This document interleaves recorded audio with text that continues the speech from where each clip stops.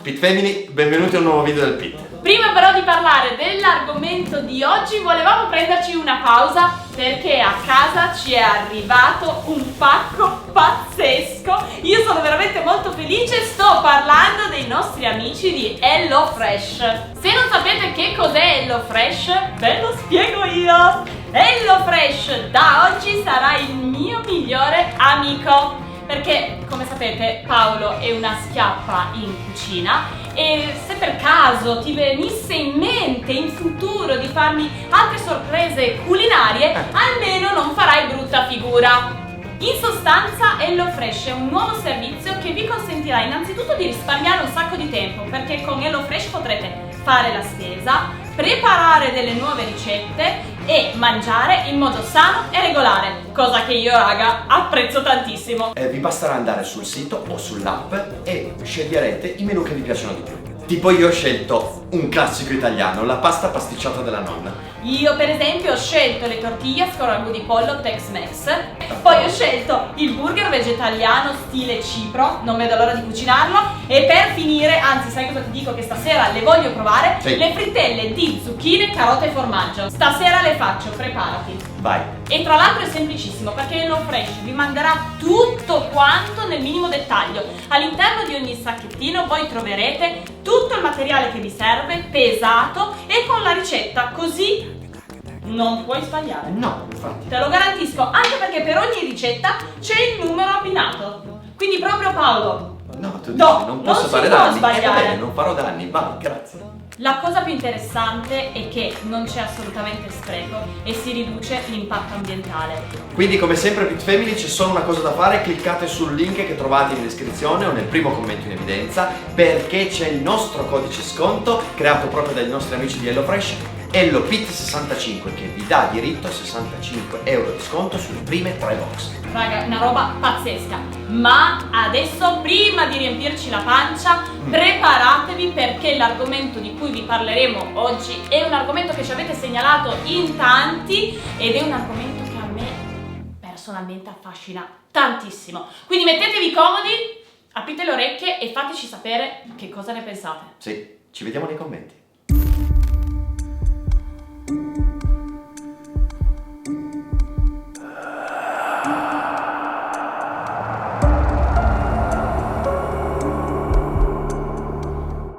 Pit Family, benvenuti a un nuovo video del Pit. Oh, ecco, oggi non siamo a casa, No. siamo all'aperto, all'aria aperta, una splendida giornata, però abbiamo detto condividiamo con la Pit Family un discorso a noi caro, un discorso molto interessante che spesso durante la nostra vita abbiamo affrontato, anche perché dovete sapere che Debbie ha dei legami particolari con questo argomento, io ne sono convinto, poi gli farò delle domande. Sì, ma non solo io ho visto che anche Gian ha pubblicato delle stories È vero. dove parlava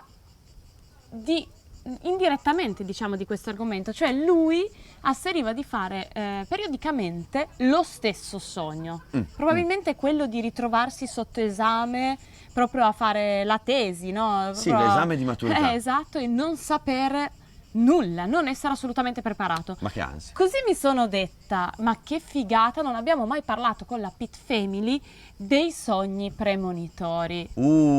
Subito nei commenti, allora lasciate un like a questo video e subito nei commenti a scrivere se anche voi è capitato almeno una volta nella vita di avere un sogno premonitore. Sì, infatti raga, questi sogni premonitori molto spesso le persone si domandano se siano frutto della nostra immaginazione. Sono sicura che tutti quelli che hanno avuto un sogno premonitore sicuramente si saranno posti questa domanda. Innanzitutto il sogno premonitore vuol dire sognare una situazione, un avvenimento che poi dopo viene vissuto anche nella vita reale, come per esempio magari abbiamo una persona cara a cui vogliamo tanto bene che non vediamo da tantissimo tempo, la sogniamo e poi nei giorni successivi al sogno la incontriamo casualmente per strada. Almeno personalmente a me questo è avvenuto. Quindi è normale domandarsi: coincidenza? Magia? Intuito? Ma infatti andiamo con ordine. Allora, spieghiamo che cosa sono i sogni premonitori. Sono immagini, situazioni che noi vediamo durante la fase del sonno e che poi nel giorno seguente, nei giorni seguenti, durante la nostra vita reale, si ripetono esattamente quelle situazioni sognate. Cioè questa è la grande differenza tra un sogno premonitore e un sogno qualsiasi. Quello premonitore ha questa caratteristica: quello che hai sognato ti succederà nei giorni seguenti. E c'è una diatriba anche proprio tra scienza e probabilmente psicoscienza su questo argomento, perché non c'è una vera e propria tesi che dà conferma al fatto che questo è un avvenimento che può essere spiegato scientificamente. Però sicuramente lascia dei dubbi. Quello che diceva Debbie, l'uomo si interroga da anni su che cosa succede nella nostra, diciamo, fase onirica, perché è molto interessante. Ci sono stati dei casi incredibili dove rimani senza parole. Altre caratteristiche che identificherebbero questi sogni premonitori, secondo gli studiosi, sarebbero la loro ricorrenza, quindi che si ripresentano durante i nostri sogni appunto molte volte, non solamente una ogni tanto, e il fatto che sono emotivamente coinvolgenti. Quindi questo che cosa vuol dire? Vuol dire che al nostro risveglio noi sentiamo ancora addosso sulla nostra pelle le emozioni e le sensazioni che avevamo mentre stavamo sognando e ce le portiamo addosso, ce le teniamo con noi quelle sensazioni.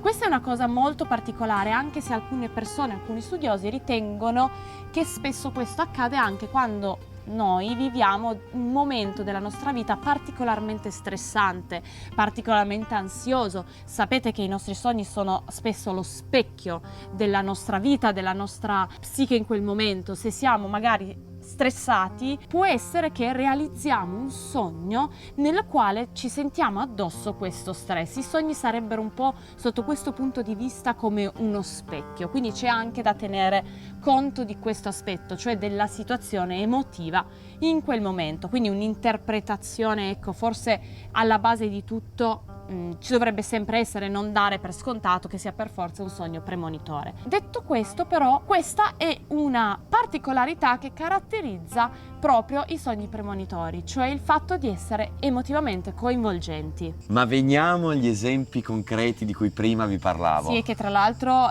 mi hanno messo davvero i brividi. Esatto. Allora, siamo negli Stati Uniti d'America. Il protagonista è Abraham Lincoln, uno dei presidenti più famosi degli Stati Uniti. Lui raccontò ad un amico che fu svegliato da questo sogno che aveva fatto, da il rumore, il singhiozzare di una folla che piangeva disperata attorno ad una bara. Lui in quel sogno cerca di capire cosa sta succedendo, chiede spiegazioni e questa folla gli dice: è stato assassinato il presidente degli Stati Uniti. Brivido. E raga, lui racconta questa cosa, 3 giorni dopo viene assassinato in uno degli attentati più famosi della storia del nostro pianeta. Esatto, raga, c'è questa storia, questo sogno premonitore mi mette davvero i brividi, ma non è l'unico, non è l'unico. Io ho letto anche di un avvenimento di uno scrittore statunitense, Mark Twain, che aveva sognato la morte del fratello, aveva sognato il corpo del fratello deposto all'interno di una bara con al di sopra una rosa rossa. Da lì a poco tempo il fratello morì, venne deposto in una bara identica con al di sopra una rosa rossa, esattamente come lui aveva sognato. Questi 2 esempi, raga, già mettono i brividi, sì. Ma il terzo che vi andremo adesso a raccontare, credo personalmente che sia uno dei casi di sogni premonitori o comunque casi inspiegabili, mettiamo così, che più di tutti mi ha lasciata interdetta e più di tutti mi ha lasciato con delle domande, mette davvero i brividi. Perché? Perché si unisce il sogno premonitore ad un qualcosa di più ultraterreno, magia, stregoneria. Innanzitutto dobbiamo fare un bel passo indietro. Siamo nel 1567 e la storia che sto per raccontarvi ha come protagonista Lucrezia de Leon. Lei ha un dono, proprio quello di sognare un qualcosa che poi sarebbe accaduto. Ma non passa inosservata. Molte persone che la circondano, che sanno di questo suo potere, vogliono capirne di più, vogliono probabilmente usarlo per i propri scopi. Sono spesso persone importanti che ricoprono cariche politiche e questo lo vedremo poi anche durante tutta la storia, che spesso i personaggi potenti si sono avvicinati a persone che avevano particolari doni. Ma lei ha un bivio nella sua vita.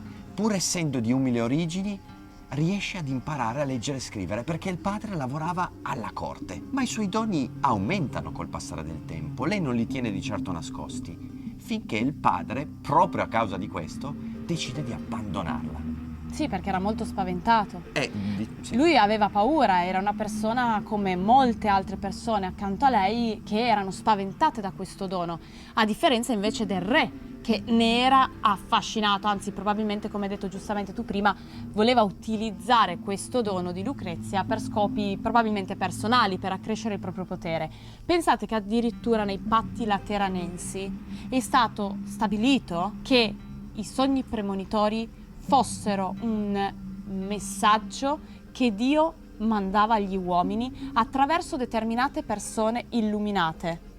Cioè questa è una cosa molto forte, molto importante, che io adesso non oso neanche immaginare possa esistere una cosa del genere nel mondo d'oggi. Invece esiste. Sai perché hai detto patti lateranensi? Faccio questa piccola digressione.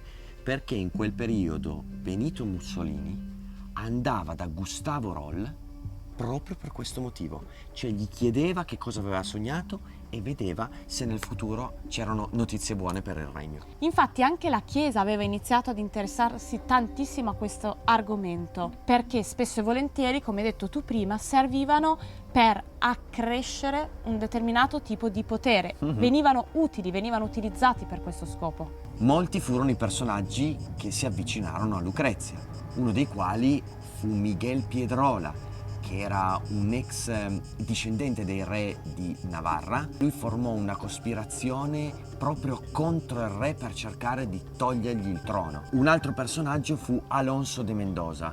Lui, ad esempio, era invasato di sogni premonitori, spese una fortuna, un patrimonio per fare ricerche su questo dono, ma costantemente sentiva i sogni che faceva Lucrezia perché lui stesso era un rivale del personaggio precedente. C'era una lotta continua tra questi personaggi che volevano acquistare potere. Sì, infatti questi due personaggi, come detto prima, si sono proprio avvicinati a Lucrezia, perché i sogni di Lucrezia non erano sogni molto leggeri. Cioè, lei ad esempio predisse l'invasione della Spagna da parte dei francesi, degli inglesi, dei turchi, dei mori, cioè tutte invasioni che avrebbero decretato la fine del regno, la fine del re, la fine della dinastia degli Asburgo per sempre. Erano sogni di un certo spessore. Aveva addirittura predetto l'invasione degli inglesi, aveva detto che si sarebbero riusciti a salvare solamente le persone che avrebbero trovato rifugio all'interno delle mura di Toledo, oppure dentro le grotte di Ocaña, cioè dei sogni veramente molto dettagliati che poi effettivamente si sono avverati. Purtroppo però il futuro di Lucrezia non era roseo. Il re incaricò l'Inquisizione di avviare un processo contro di lei. Era quasi scontato pensarlo. Ordinarono di ritirare e di far sparire tutti i registri dove venivano annotati i suoi sogni. Venne torturata, ma mantenne sempre salda la sua convinzione. Venne condannata, l'accusarono di aver stretto un patto con il demonio. Nessuno saprà mai che fine aveva fatto. Beh, no, ok, anche se non mi è difficile immaginare che fine possa aver fatto Lucrezia. Esatto. E Lucrezia purtroppo aveva questo, come all'epoca chiamavano, dono, e era un dono utile, diciamo così, ai potenti. Quando questo dono non è stato più utile ai potenti perché probabilmente non rivelava cose che loro avrebbero voluto sentirsi dire, non era più utile e quindi era meglio condannarla per stregoneria. definirla una strega. Certo le fa onore il fatto che lei posso dire fino alla morte, cioè Beh, comunque non so che fine possa aver fatto. Non bene. Anche sotto tortura lei non abbia mai rinnegato il suo dono. Ma cosa ne pensano gli psicologi dei sogni premonitori? Ci sono diverse, secondo me, correnti di pensiero. Sì, per esempio Jung diceva che secondo lui i sogni premonitori, lui faceva una distinzione tra piccoli sogni e grandi sogni. I piccoli sogni sono quelli che durano pochissimo e non hai neanche memoria di quello che è accaduto. I grandi sogni invece lasciano un segno e probabilmente hanno delle capacità di previsione del futuro. Esatto, però è completamente in opposizione al pensiero di Freud. Esatto, il maestro. Secondo lui non esisterebbero i sogni premonitori, sognare eventi futuri è semplicemente frutto di casualità, coincidenza, non ci sono segreti o misteri al di sotto, No, nulla infatti. di tutto ciò. Non lo so, io sono combattuta perché è vero, coincidenza a volte enorme, ma veramente coincidenza, cioè non lo so raga, non mi saprei dare una spiegazione, ci penso diverse volte, ripeto, e mi è accaduto diverse volte di avere dei sogni che poi andando a vedere l'interpretazione nei giorni successivi poi si avverassero, e quindi non lo so, ma veramente coincidenza? Io Cioè, ma le penso... coincidenze esistono davvero così tanto? Ma cioè, Lucrezia, ammazza, oh! Infatti, Che coincidenza! è quello che io dico, secondo me ci sono persone che hanno dei doni. Ma cosa sono messaggi? Cosa sono? Arrivano Non lo so. questi messaggi da un altro universo Non lo so, Topo. o da un dio? Non lo so, cioè... Però è chiaro sotto gli occhi di tutti che da 5.000 anni la storia dell'uomo è così. Cioè Sì. i greci aspettavano di fare la guerra il giorno dopo finché l'oracolo non diceva che aveva ricevuto in sogno come andava la guerra. Cioè per tantissimi anni, hai capito? Abbiamo fatto l'esempio prima che 50 anni fa andavano da Roll a chiedergli Non come lo sarebbe so. finita la guerra. È anche vero che tipo io quando ho un problema o so che magari nei prossimi giorni devo fare qualcosa, come poteva essere tipo io ero stata in ansia tantissimo quando ho dovuto fare l'esame di guida. Ok? Ero talmente in ansia, come dicevo prima all'inizio, no? Che a volte i sogni sono lo specchio di una nostra situazione Sì, psicofisica. sì.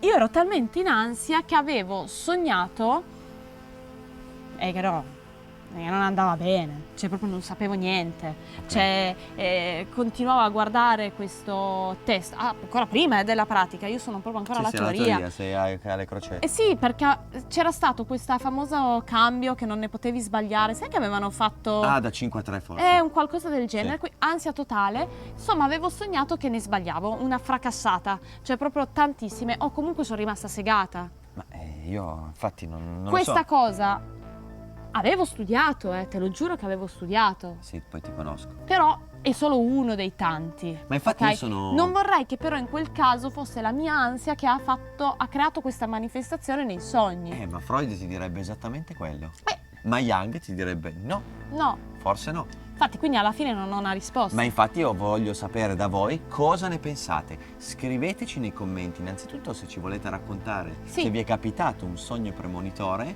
che poi si è avverato o comunque che pensieri vi siete fatti su questa cosa qua. Sì, Voi che da parte pensiero state? avete voi? Mm. Beh, una cosa è certa, se questa Lucrezia è stata condannata per stregoneria, allora diciamo così, se io non credo a una cosa non la ritengo una minaccia. Quindi probabilmente anche i suoi assassini ci credevano alla fine della fiera. In un qualche modo sì. Fateci, come ha detto Paolo, sapere Sì. che cosa ne pensate, scriveteci nei commenti anche dei sogni premonitori che avete fatto, se ne avete fatti, e soprattutto da che parte state, che cosa pensate voi a riguardo? Coincidenza Mm. o no?